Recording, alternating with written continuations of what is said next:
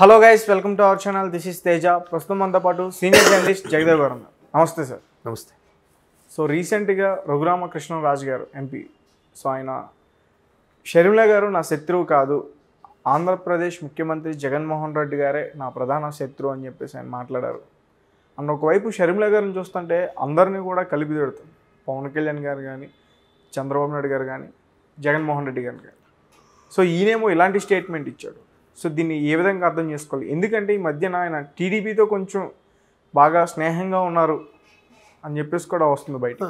TDP నుంచి రేపు Narsapuram ticket కూడా కన్ఫర్మ్ అయింది కదా. ఓకే. సో రఘురామకృష్ణరాజు గారు కూడా రాజకీయ శత్రువు జగన్. ఆ తర్వాత చినికి గాలివాన అయ్యే, చాలా పెద్ద ఇష్యూస్ అయ్యే. ఈయన ఏదో అరెస్ట్ చేశారని, ఈయన హైదరాబాద్లో తలదాచుకుంటే ఆంధ్ర పోలీసులు తెలంగాణ పోలీసుకి ఇన్ఫార్మ్ చేయకుండా వచ్చి తీసుకెళ్లారు. చాలా జరిగాయి, అవన్నీ పక్కన పెట్టండి. ఇప్పుడు షర్మిల గారు ఏంటంటే ఎవరిని కూడా వ్యక్తిగతంగా విమర్శించట్లేదు. అక్కడ జగన్మోహన్ రెడ్డి గారిని ఒక్కరిని ఎందుకు విమర్శిస్తున్నారు అంటే ప్రభుత్వం ఆయనది కాబట్టి. అక్కడ జగన్మోహన్ రెడ్డి గారు రేపు రఘురామకృష్ణరాజు ప్రభుత్వం ఉన్నా ఆయన్నే విమర్శిస్తుంది ఆవిడ. అంతే కదా. పవన్ కళ్యాణ్ ప్రభుత్వం ఉన్నా పవన్ కళ్యాణ్ విమర్శించేది, చంద్రబాబు గారి ప్రభుత్వం ఉంటే చంద్రబాబు గారిని విమర్శించేది. ఇప్పుడు ఆవిడేమంటుంది, 2014లో చంద్రబాబు గారికి అవకాశం ఇచ్చారు, 2019లో జగనానికి ఇచ్చారు, ఇప్పుడు నాకివ్వండి అని అడుగుతుంది. వ్యక్తిగతంగా విమర్శలు చేయట్లేదు కదా. ప్రభుత్వ వ్యతిరేక విధానాల మీదే విమర్శిస్తుంది. ప్రభుత్వం మద్యపాన నిషేధం చేస్తూ ఉంది, చేసిందా అని అడిగింది. పోలవరం ప్రాజెక్ట్ పూర్తి చేస్తామన్నారు, చేశారా అని అడిగింది. ఇసుక ర్యాంపులకు సంబంధించి మాట్లాడారని అడిగింది. స్పెషల్ ప్యాకేజ్ గురించి తెప్పిస్తామన్నారు, తెప్పించారా అని అడిగింది. ఇవే అడుగుతుంది కానీ జగన్మోహన్ రెడ్డి మీద వ్యక్తిగత విమర్శలు ఏం చేయట్లేదుగా కదా. కాబట్టి ఆవిడ ఎవరికి శత్రువు కాదు. మీరు అన్నట్టు ఆవిడ కొడుకు ఎంగేజ్మెంట్కి చంద్రబాబు గారిని పిలిచింది, పవన్ కళ్యాణ్ గారిని పిలిచింది, రేవంత్ రెడ్డి గారిని పిలిచింది. ఆఫ్ కోర్స్ కాంగ్రెస్ పార్టీ కాబట్టి జగన్మోహన్ రెడ్డి గారిని పిలిచింది. అందరినీ కలుపుకుపోతుంది. అలాగే ఉండాలి. అదే రాజకీయం, అదే లౌక్యం. చాలా బాగా మాట్లాడుతుంది ఆవిడ. ఇప్పుడు ఆవిడ వైఎస్ షర్మిల కాదు, మురుసుపల్లి షర్మిల శాస్త్రి. నేను రాజశేఖర రెడ్డి గారి బిడ్డని, వైఎస్ షర్మిల కాకుండా ఎక్కడికి పోతాను నేను అని అడుగుతుంది.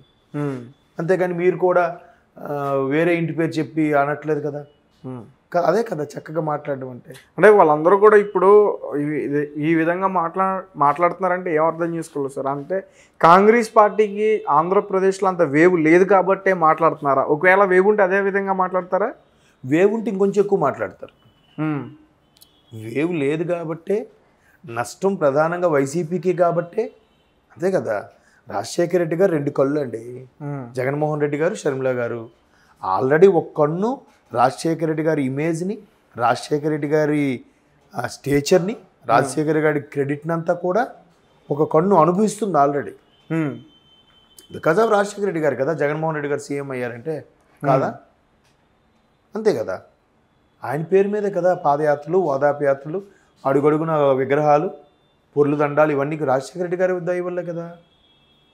మరి ఆల్రెడీ అనుభవిస్తున్న స్టేచర్ని ఈవిడ ఇంకో కన్ను వచ్చింది, నేను రాజశేఖర రెడ్డి బిడ్డని, నాకు ఆదరించిందని.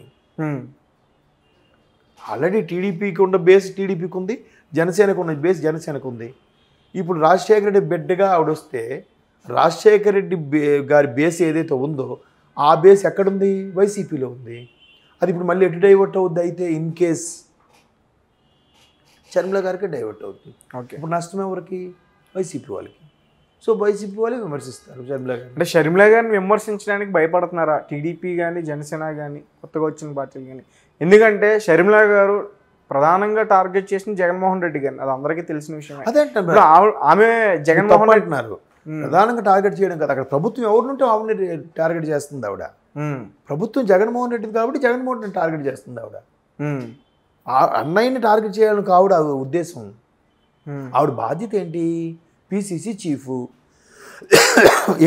అన్నయ్యగా టార్గెట్ చేసిన తర్వాతే కదా బయటకు వచ్చి పార్టీ పెట్టింది. అన్నయ్యతో మంచిగా ఉంటే ఆమె పెట్టదు కదా సార్. అవును, అది అన్నయ్య కూడా ఉండాలి కదా. ఆవిడ బయటికి వెళ్ళిపోయినప్పుడే అన్నయ్య పిలిచి మాట్లాడుంటే అయి ఉండేదేమో కదా, బుజ్జగించుంటే అయి ఉండేది కదా. ఏ సజ్జల రామకృష్ణారెడ్డి గారినో, విజయసాయి రెడ్డి గారినో పంపించి మాట్లాడించవచ్చు కదా. ఎందుకు మాట్లాడించలేదు? ఆవిడ బయటికి వెళ్ళిపోయి తెలంగాణ వెళ్ళిపోయి పార్టీ పెట్టి మళ్ళీ విలీనం చేసేసి కాంగ్రెస్ పీసీసీ చీఫ్ అయ్యే వరకు కూడా ఎందుకు మాట్లాడలేదు? ఈమె లేకపోతే నాకు నష్టమే ఉందిలే అనుకున్నారా? ఇప్పుడు ఆవిడ మాట్లాడేసరికి ఇప్పుడు ఆవిడ వాల్యూ గుర్తొస్తుందా? ఒకప్పుడు 16 నెలలు 18 నెలలు జైల్లో ఉన్నప్పుడు కూడా పార్టీని ఆ స్థాయిలో నిలబెట్టింది ఎవరు? షర్మిల గారు కాదా? చెప్పండి మీరు. షర్మిల గారు మరి ఆవిడ లేకపోతే 2014లో కనీసం పార్టీ ఆ స్థాయిలోనే ఉండేదా? మరి అది మర్చిపోతే ఎలా అండి? కాబట్టి షర్మిలా గారు ఒక ఆడబిడ్డగా ఇప్పుడు పీసీసీ చీఫ్ అయ్యారు కాబట్టి, కాంగ్రెస్ ఆంధ్రాలో అంత సీన్ లేదు కాబట్టి ప్రస్తుతానికి, ఐ మీన్ అంత ఓటింగ్ పర్సంటేజ్ కూడా లేదు కాబట్టి ఎవరు షర్మిలా గారిని టార్గెట్ చేయట్లేదు, విమర్శించట్లేదు. ఒకవేళ ఇలా అనొచ్చా? ఇప్పుడు షర్మిల గారు అందరినీ టార్గెట్ చేసి మాట్లాడుతున్నారని మీరు అంటున్నారు. అందరినీ చేయట్లేదు, అన్ని పార్టీల్ని. అదే అంటున్నానండి. ప్రభుత్వ వ్యతిరేక విధానాలను ఎండగడితేనే కదా నెక్స్ట్ ఎలక్షన్లకు వెళ్ళగలుగుతాం అనే ఉద్దేశంలో మాట్లాడుతుంది ఆవిడ. పైగా పీసీసీ చీఫ్ కాబట్టి అక్కడ ప్రభుత్వం ఎవరిదుంటే ఎక్స్ ఉంటే ఎక్స్ని, వై ఉంటే వైనే విమర్శించాలి. అక్కడ ఆవిడ దురదృష్టం కొద్దీ అక్కడ అన్నగారే ఉన్నారు కాబట్టి అన్నగారినే విమర్శిస్తుంది. అక్కడ చంద్రబాబు గారిని విమర్శిస్తుంది. ఆవిడ అదే అంటుంది కదా, 2014లో చంద్రబాబు గారికి అవకాశం ఇచ్చారు, 2019లో జగనానికి ఇచ్చారు, ఇప్పుడు నాకు ఇవ్వండి, ఐ మీన్ మా కాంగ్రెస్ పార్టీకి ఇవ్వండి, అదే అడుగుతుంది ఆవిడ. సో మరి ఆమె మాట్లాడిన విధానాన్ని మిగతా పార్టీలు, ప్రతిపక్షంలో ఉన్న పార్టీలు మాట్లాడమంటారు? అయితే మాట్లాడడం కాదు, అంటే మళ్ళీ నేను అనేది టర్న్ తీసుకుంటారు కదా మళ్ళీ వీళ్ళ వైపు. నేనేమిది ఏంటంటే, చంద్రబాబు నాయుడు గారు, పవన్ కళ్యాణ్ గారు షర్మిలాని ఎందుకు విమర్శించట్లేదని అడిగారు మీరు. విమర్శించరు, ఎందుకంటే కాంగ్రెస్కి అంత బేస్ లేదు, పైగా ఆడబిడ్డ వచ్చింది, ఆవిడని ఎందుకు విమర్శించాలి? మనకు మెయిన్ ప్రధానంగా పోటీ ప్రభుత్వంతోని, వైసీపీతోని, ప్రభుత్వ వ్యతిరేక విధానాలను ఎండగట్టాలి. ప్రభుత్వ వ్యతిరేకత ఆల్రెడీ వీళ్ళు బాగా స్ట్రాంగ్గా ఉన్నారు. ఇలాంటప్పుడు ఆవిడని ఎందుకు విమర్శించాలి? ఆవిడ విమర్శించిన ఏమొస్తుంది? ఆవిడని ఎందుకు తిడుతున్నారని వీళ్ళనే తిడతారు. ఓకే, వీళ్ళకి ఆ సంస్కారం ఉంది కాబట్టి వీళ్ళు మాట్లాడలేదు. ఓకే, ఎందుకు అనవసరంగా ఆడబిడ్డని విమర్శించడం? అంతే కదా, అదే కరెక్ట్. కాబట్టి ఆవిడ విమర్శించట్లేదు, అది అర్థం చేసుకోవాలి. అంతేగాని ఆవిడంటే భయమనో మరొకటో కాదు. ఇక్కడ మెయిన్ టార్గెట్ ప్రభుత్వాన్ని పడగొట్టాలి. టీడీపీ జనసేన కూటమి ప్రభుత్వాన్ని ఫామ్ చేయాలి. ఓకే, నెక్స్ట్ ఇదే కదా వేవ్లో ఉంది. ఆవిడ విమర్శిస్తే ఏమొస్తుంది? ఆవిడ ఉసురు తగలడం తప్ప ఆవిడ అనవసరంగా ఏడిస్తే ఎందుకు లాభం? అలా అనుకోవచ్చు. కానీ అక్కడ అంటే ఆంధ్రప్రదేశ్లో నాయకులు ఆడబిడ్డని విమర్శించరని మీరు అంటున్నారా? సంస్కారం ఉన్నోడు విమర్శించడు వ్యక్తిగతంగా. మరి రోజా గారు కూడా మహిళే కదా సార్? అదే అంట, ఈ క్వశ్చన్కి వేరే ఆన్సర్ ఉంది. ఎలా అంటే 151 మంది వైసీపీ ఎమ్మెల్యేలలో ప్రభుత్వం ఎవరైనా మాట్లాడితే ప్రతిపక్షాల మీద నోరేసుకొని పడిపోయే నాయకులు ఎంతమంది ఉన్నారు? 5, 6. సజ్జల గారు, కొడాల నాని గారు, పేర్ని నాని గారు, అమర్నాథ్ గారు, అనిల్ కుమార్ గారు, రోజా గారు, ఇంకా 5, 6 మ్యాక్సిమం. ఇంక మిగతా ఎవరు మాట్లాడుతున్నారు? మిగతా 145 మంది వైసీపీ ఎమ్మెల్యేలు కాదా? వాళ్ళు ఎవరు ఎందుకు మాట్లాడట్లేదు? ఎందుకు ఎవరు రెస్పాండ్ అవ్వట్లేదు? విడుదల రజనీ గారు కూడా ఉన్నారుగా, లేదంటే ఆవిడ ఎవరు హోమ్ మినిస్టర్ ఆవిడ కూడా ఉన్నారుగా, వారు ఎవరు ఎందుకు మాట్లాడట్లేదు? ఒక రోజా గారు ఎందుకు మాట్లాడుతున్నారు?